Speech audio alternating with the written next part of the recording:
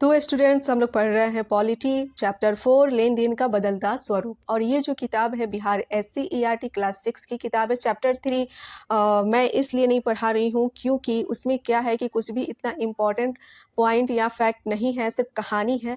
तो इसलिए हम लोग इस चैप्टर से शुरुआत करने वाले हैं, ठीक है। तो लेन देन का बदलता स्वरूप।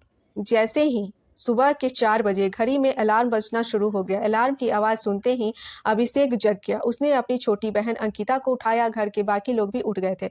अभिषेक और अंकिता दोनों बहुत खुश थे। कई साल बाद वे अपने गांव चक्री जा रहे थे, जो सिवान जिले में है। गांव पहुंचते पहुंचते शाम हो गई। सभी काफ़ी थक गए थे। अभिषेक और अंकिता जल्दी ही खा पीकर सो गए, ठीक है। सुबह अंकिता की आंख खुली तो उसने देखा कि उसकी दादी एक महिला से दही ले रही थी। दही लेने के बाद उन्होंने उस महिला को 2 किलो गेहूं दिया। यह देकर उसे काफ़ी आश्चर्य हुआ क्योंकि अभी तक उसने पैसे से ही सामान खरीदते देखा था।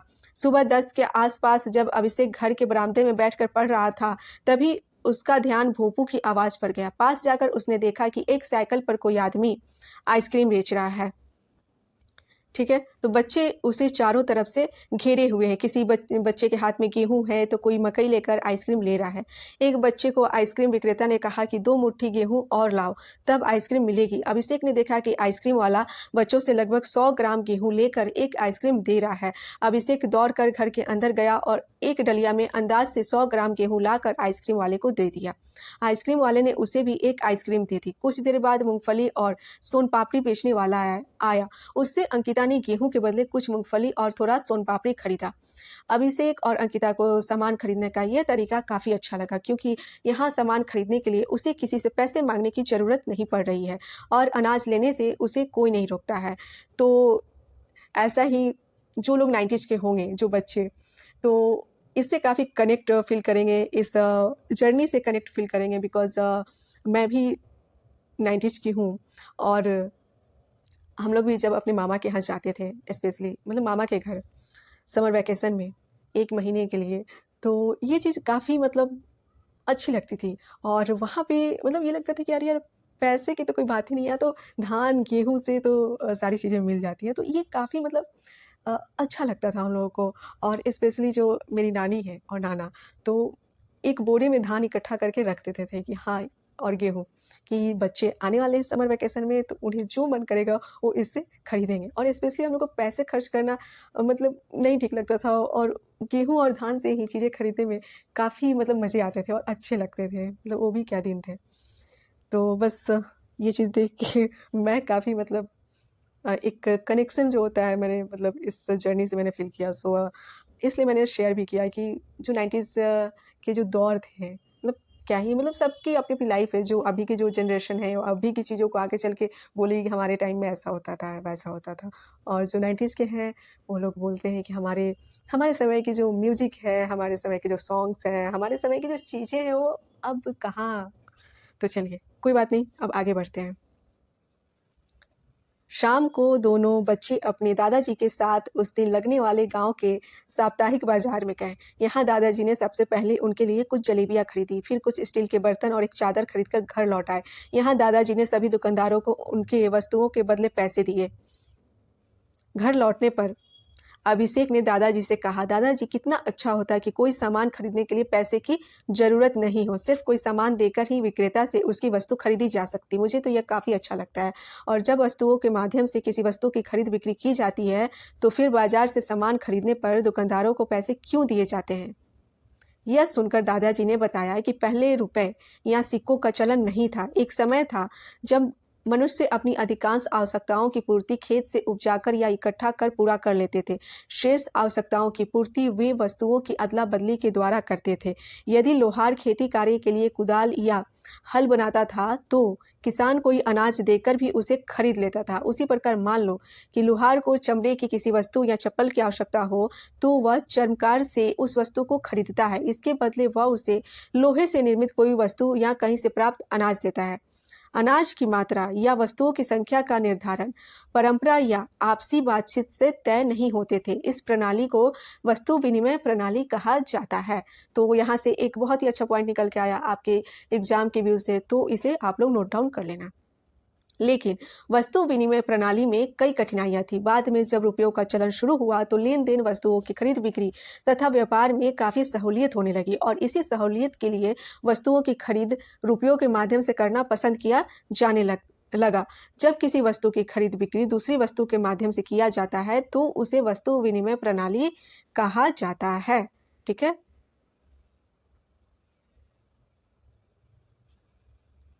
तो यहाँ पे आपको इस चित्र के माध्यम से ये समझाया गया है कि वस्तु विनिमय प्रणाली में समस्या क्या आती है कि मुझे आम के बदले गेहूं नहीं, आलू चाहिए, मुझे आम चाहिए, इसके बदले मैं तुम्हें गेहूं दूंगा।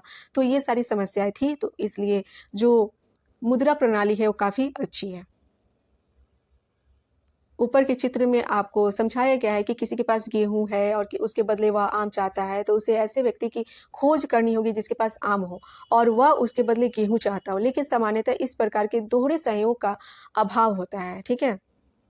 तो इस चित्र को भी आप अच्छे से समझने की कोशिश कीजिए। हाँ, और चित्रों के माध्यम से आपको यहाँ पे समझाया जा रहा है कि एक मटका बेचने वाले और एक कपड़ा बेचने वाले के बीच बहस हो रही है। वस्तु विनिमय में अक्सर चीज़ों के मोल को लेकर खींचातानी होती है। आपस में मूल्य तय करना आसान नहीं है।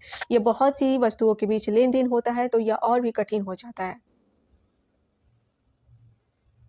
आप अभी जो चित्र ऊपर की तरफ गया उसमें आप लोगों ने देखा होगा कि बकरी वाले को अपनी बकरी के बदले 6 टोकरी अनाज चाहिए, लेकिन अनाज वाले के पास 3 टोकरी अनाज है। ऐसी स्थिति में वह बकरी को आधा नहीं कर सकता। इसी प्रकार यदि वह शेष 3 टोकरी अनाज किसी अन्य से लेता है तो उन दोनों व्यक्तियों के बीच अपनी बकरी का विभाजन भी नहीं कर सकता। अर्थात वस्तु विनिमय प्रणाली में वस्तु विभाजन में कठिनाई हो सकती है। इसके अतिरिक्त वस्तु विनिमय प्रणाली में कुछ और कठिनाइयां हैं जिन्हें निम्न उदाहरण द्वारा समझा जा सकता है। वस्तु विनिमय प्रणाली में संचय अर्थात जमा करके रखने का काम केवल वस्तुओं के रूप में किया जा सकता है। वस्तुओं को अधिक दिनों तक संचय करने में सड़ने गलने का भय होता है। यदि संचय गाय, घोड़ा, बकरी, मुर्गा आदि के रूप में किया जाए और उनकी बीमारी के कारण या सामान्य मृत्यु हो जाए तो सारा संचित धन समाप्त हो जाएगा। अतः इस प्रणाली में संचय करना कठिन होता है। इसी प्रकार इस प्रणाली में संचित मूल्य या संपत्ति जो वस्तु के रूप में होती है को एक स्थान से दूसरे स्थान पर ले जाने में काफ़ी कठिनाइयाँ होती हैं। मान लें कि अविनाश का मकान सहरसा में है जिसे बेचकर वह पटना जाकर बसना चाहता है। वस्तु विनिमय प्रणाली में मकान का जो मूल्य वस्तु के रूप में प्राप्त होगा उसे पटना ले जाना काफ़ी कठिन होगा, जैसे कि गाय, अनाज आदि। अर्थात इस प्रणाली में मूल्य के हस्तांतरण का अभाव होता है। तो ऐसा क्वेश्चन आ सकता है कि वस्तु विनिमय प्रणाली की समस्याएं कौन कौन सी उत्पन्न होती हैं। ठीक है। वस्तु विनिमय प्रणाली में कौन कौन सी समस्याएं उत्पन्न होती हैं। ठीक है। तो आपके सामने बहुत सारे ऑप्शंस होंगे, उसमें से आपको चूज करने होंगे। तो अभी तक आपने जितनी भी फैक्ट्स को पढ़े, उम्मीद है कि आप लोग समझ गए होंगे और मुद्रा से हमें क्या सहूलियत हुई उसे अब जानेंगे। ठीक है।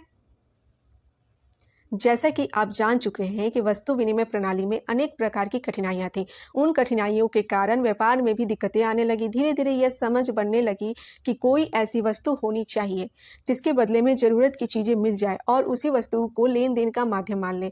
भले ही उस वस्तु की ज़रूरत ना हो, बावजूद उसे लेन देन का माध्यम माना गया है, इसलिए कोई उसे लेने से मना नहीं करेगा। इसी के बाद धीरे धीरे मुद्रा का चलन शुरू हुआ। मुद्रा के चलन ने वस्तु विनिमय प्रणाली की कठिनाइयों को दूर करना शुरू कर दिया तथा लेन देन मुद्रा के माध्यम से होने लगा। इससे व्यापार में सुविधा होने लगी।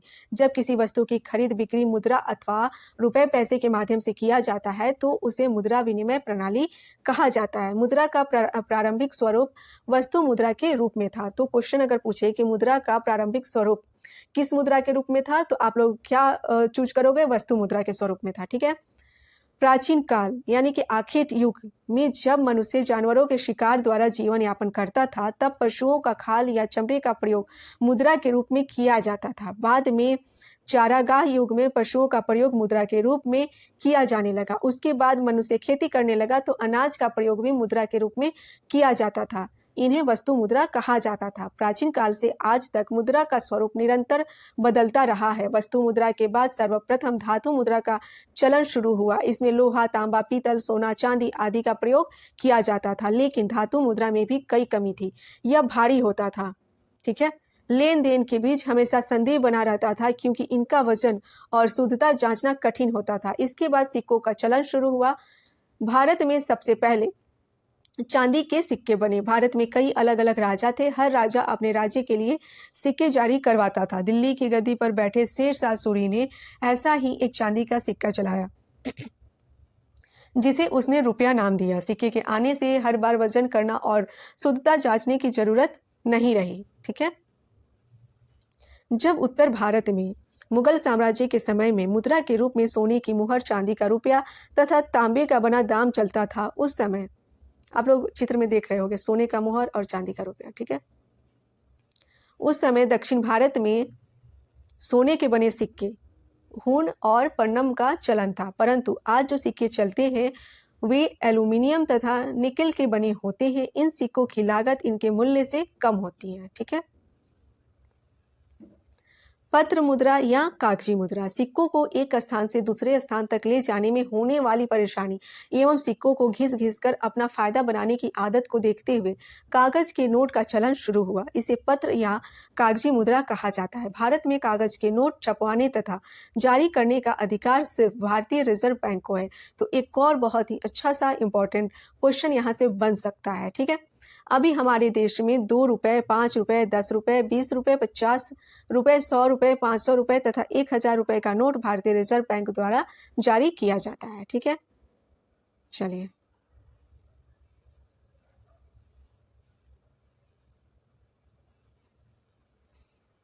बाजार एवं व्यापार के फैलने के साथ मुद्रा के स्वरूप में बदलाव आते गए। मुद्रा के विकास के साथ साथ बाजार का विकास हुआ। एक स्थान से दूसरे स्थान पर वस्तुओं का व्यापार बढ़ने लगा। वस्तुओं को बेचने वाले विक्रेता तथा वस्तुओं को खरीदने वाले क्रेता की संख्या बढ़ी। फिर बाजार का स्वरूप बदला, खरीद बिक्री का रूप भी बदला। ठीक है। रचित अपने मोहल्ले की दुकान पर कॉपी, किताब, पेंसिल एवं रबर खरीदने के लिए जाता है। उसके सभी सामानों का मूल्य जोड़कर 50 रुपया होता है। रचित दुकानदार को 50 रुपये का नोट देता है। यहाँ रचित मुद्रा लेकर वस्तुओं को खरीदता है। दुकानदार मुद्रा लेकर वस्तुओं, किताब, कॉपी, पेंसिल, रबर को बेचता है। दुकानदार को बिक्री से जो रुपए प्राप्त हुए उसका प्रयोग वह आगे दुकान में बिक्री के लिए सामान खरीदने में करता है। आमदनी के कुछ रुपए से वह अपनी तथा अपने परिवार की जरूरतों की वस्तुओं को खरीदता है तथा वह कुछ रुपए भविष्य के लिए भी बचा कर रखता है। तो आपने देखा कि मुद्रा से लेन देन की क्रिया, भुगतान करने की क्रिया, बचत करने की क्रिया संपन्न हुई।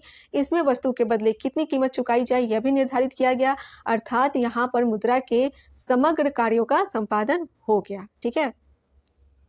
जब मौद्रिक विनिमय प्रणाली का प्रचलन शुरू हो गया तब आमदनी या अर्जित रुपयों का संग्रह आसान हो गया। बाद में संग्रहित रुपयों को सुरक्षित रखने के लिए बैंक की अवधारणा शुरू हुई। समय के साथ साथ आधुनिक युग में टेलीफोन, इंटरनेट अथवा संचार माध्यमों का विकास हुआ। इससे बाजार में भौतिक रूप में भी परिवर्तन हुए। टेलीफोन और इंटरनेट के माध्यम से भी वस्तुओं की खरीद बिक्री होने लगी है। बैंक द्वारा भी इसके लिए कई सुविधाएं उपलब्ध कराई गई हैं। बैंक अपने ग्राहकों को किसी वस्तुओं के बदले चेक द्वारा भुगतान की सुविधा प्रदान करता है।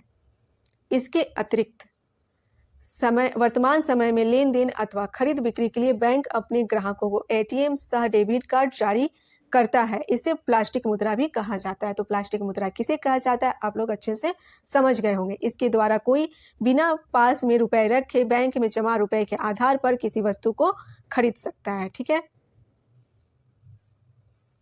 तो ये था चैप्टर 4 और अब हम लोग मिलने वाले हैं अगले वीडियो में अगले नए चैप्टर के साथ। तो जो भी बीपीएससी की जो भी तैयारी कर रहे हैं, TRE 4 आने वाला है, तो इन सारी चीज़ों को लेकर के आप बुक पे फोकस बनाए रखें, PYQs को सॉल्व करें और जाते जाते मेरे चैनल को सब्सक्राइब करते जाएं। धन्यवाद।